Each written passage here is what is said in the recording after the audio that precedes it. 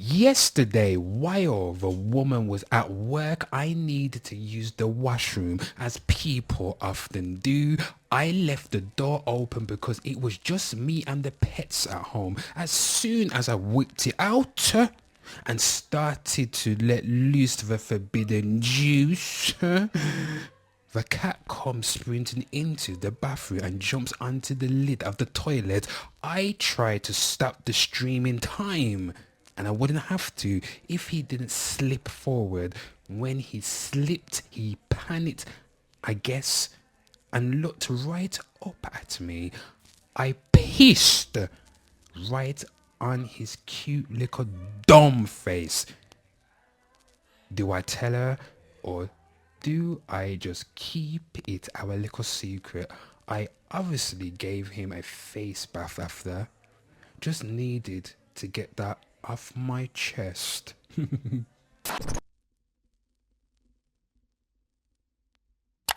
Hello everyone. I honestly don't know what to think or what to do. I couldn't sleep all night. I don't know where to start. 2 years ago, we learned that mom had stage 4 cancer. It completely changed our lives. Her health kept declining with multiple problems caused by the treatment. By the 1 year mark, she lost her ability to walk because of some side effects on the nerves, which made her totally dependent on someone to carry her and help her with the most basic needs. Few months later, we learned that cancer got to her brain, and thankfully, we managed to stop the spreading and control it. During this period, my siblings and I, two of us live abroad, have been dealing with all of this, working remote or taking vacations to come home and help with everything. My brother got fired 4 times because he couldn't make it back and had to stay at some moments, and he always managed to get another job. We buy everything from groceries to meds to medical equipment to takeaway food when no one can cook. My father at first was devastated by the news. He was there to help, but with time passing, he started to get fed up with all these problems. Felt like we, my mother mostly, stripped his life away from him. He couldn't do anything anymore because of all the problems, and probably blamed my mum and my siblings for all this. He thought we were choosing a side by always staying with her and giving her money and not him. So he ended up taking his distances, not spending as much money on the household, not doing a single effort to help with mom. He expects his children to do the effort and take care of their mom. What a selfish bastard he is. Anywho, he started to spend many days away without telling us anything. And yesterday he called by mistake and we started hearing him talk to a woman. He didn't notice that he was on call. My mum confronted him and he couldn't get himself out of it. I am beyond shook and shattered. My dad was for me the perfect dad, the perfect family man. I blamed all his mistake on the cancer, convincing myself that he's a good man, impacted by all this too. And he also needs help and mental support. Turned out he chose to let his kids down during the most difficult time in their lives and betrayed his wife that was faithful to him for more than 35 years. My. Wow. I am absolutely in shock. I can't take it anymore. The bills are very hard to pay. The pain is immeasurable, and the one thing that was keeping me going and doing everything I can is my family, and how united we are, and how hopeful I was for a better future for all of us. 5 things we hate about school bathrooms. Number 1, teachers questioning why you need the bathroom, and you be like, bitch, I'm a whole human being who's gonna piss myself, and if I piss myself, I'm gonna take my knickers off and slap you with them. Number 2, seeing shit smeared on the ceiling. What kind of sorcery did this? Number 3, missing toilet seats forces me to do a standing squat over the toilet. Why the fuck would you steal a toilet seat, you tramp? Number 4, someone in the next cubicle vaping, and because the bathroom's ventilation is shite, now I'm forced to smell pineapple and cherry with a fusion of shit particles travelling up my nose canal. Number 5, salami being wallpapered on the walls. Like, why would someone waste a whole packet of salami to do such a thing?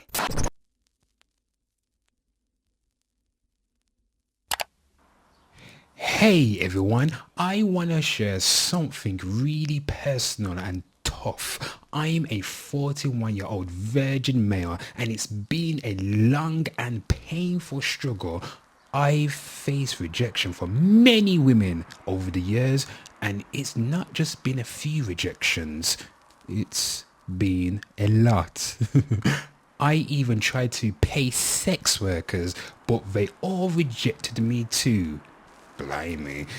About 10 years ago, someone suggested I try dating gay men, pause, since they said it might be easier, so I created profiles on gay dating apps, pause. At first, I only had body pics on my profile and got a few messages, but I kept getting blocked and turned down the moment I showed my face. Ah! You must be an ugly bastard. Anyway, then I added a picture of my face and I stopped getting any messages altogether. When I was very desperate, I even offered money to some men on Grindr and explained my situation. And even though some of them initially considered this offer, I still got turned down the moment I showed my face. At this point, I got rejected by everyone. Women, gay men, sex workers, and even gay sex workers. And before anyone says anything, no, I'm not overweight or have bad grooming or anything. My face is just very ugly.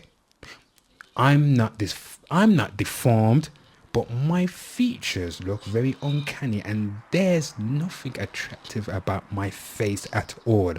What makes it worse is that my sex drive is very high. I've always been addicted to porn and still can't shake the idea of wanting a real sexual experience with someone. But deep down, I know it's never going to happen. It's absolutely over. I've tried everything and I failed everything. I'm sharing this because I don't have anyone else to talk to. It's a heavy burden to carry alone, and I'm struggling to find any hope.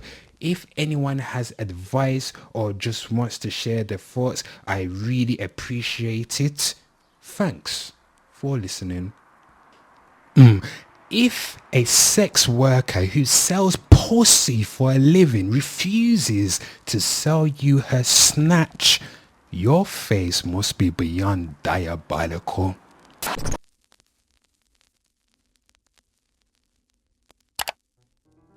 3 years ago, I met this lady who was working as a cashier at one of our retail stores. Not gonna go into too much specifics since I don't wanna expose her, but anyways, one day I decided to buy her a chocolate bar when I was buying stuff for myself, and it all started from there. She really appreciated the gesture and we started talking and exchanged info before she had to get the next customer. Later over text she told me she's newly married and would complain about how her husband never does nice things like this and doesn't even get her chocolates for Valentine's Day. She's from a pretty religious, conservative family, as she told me, and so is her husband. So she complained about dead bedrooms or no intimacy between them. She would also say she regrets waiting until marriage to have sex and never got to explore herself. So I thought I could try to help her. Despite her conservative background, she was very much open to the idea of us hooking up. The first time we hooked up was in a parking lot in the back of my car while she was on her lunch break. Her husband usually picked her up after her shift was done, so we didn't have time to do this then, so this ended up becoming the norm for us. I even booked some hotels a few times and have sneaked into her house on days when her husband was at work and she was home alone, and had sex on their bed and did other kinky stuff that we wouldn't do in a car. We had been full-time friends with benefits until eventually she just ghosted me one day after texting me she doesn't want to do it anymore.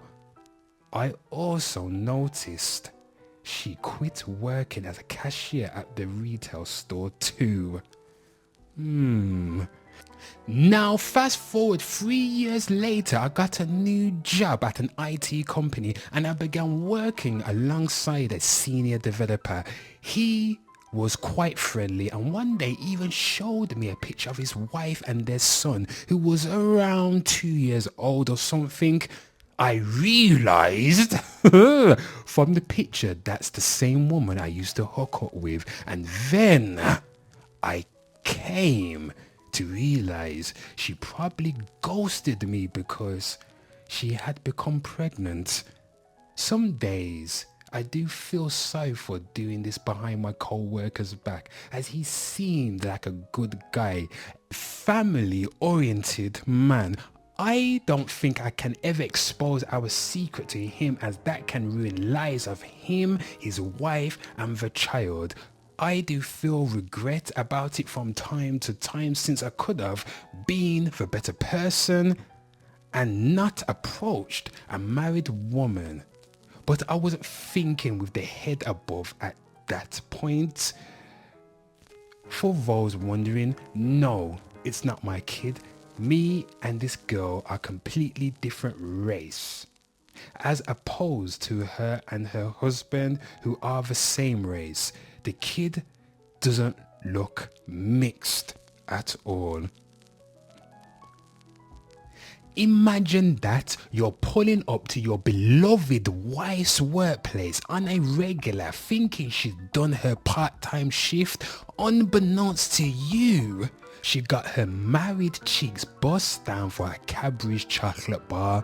No fruit, just nuts.